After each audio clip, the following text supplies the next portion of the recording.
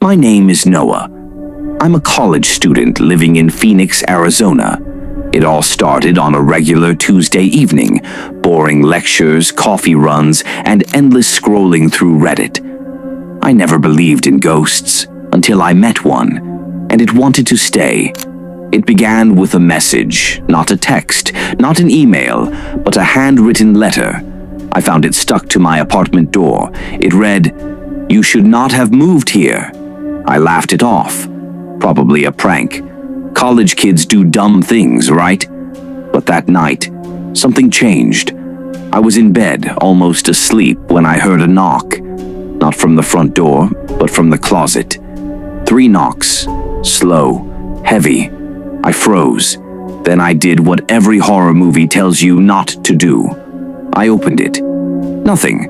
Just my jackets, some shoes, and a weird chill in the air. I should have left right then. But I didn't. The next morning, my neighbor, Mrs. Carter, caught me leaving. Old lady. Lives alone. Sweet, but odd. She looked at me, dead serious, and said, "Mrs. Carter," trembling voice, "you're in apartment 3C, aren't you? That place is cursed. The last boy who lived there," he screamed in his sleep.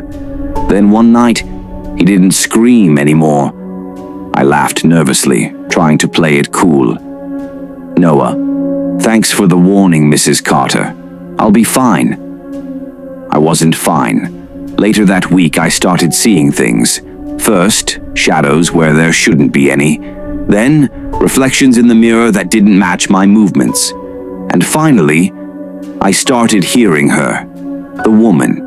Every night at 3:33 a.m., she would hum a lullaby I didn't recognize, always from the same place, the attic. But my apartment doesn't have an attic, or so I thought. One night I followed the sound. Behind the hallway closet, hidden behind a false wall, was a narrow staircase leading up. I climbed. Every step creaked under my weight. The air smelled like mold and burnt wood. When I reached the top, there was a single door, old, splintered with scratch marks on it, and carved into the wood, in deep, jagged letters, "Don't let her in." Too late. The door opened by itself.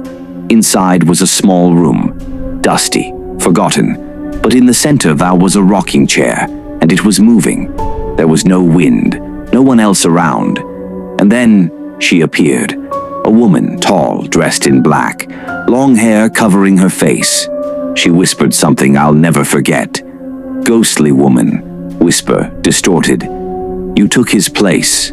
Now take his fate." The door slammed shut behind me. I couldn't move. Her face, when she looked up, her eyes were hollow, like burned-out candles. I passed out. When I woke up, I was back in my bed. Everything was normal, except the rocking chair was now in my living room, and it was still moving. I moved out the next day, left everything behind, never looked back.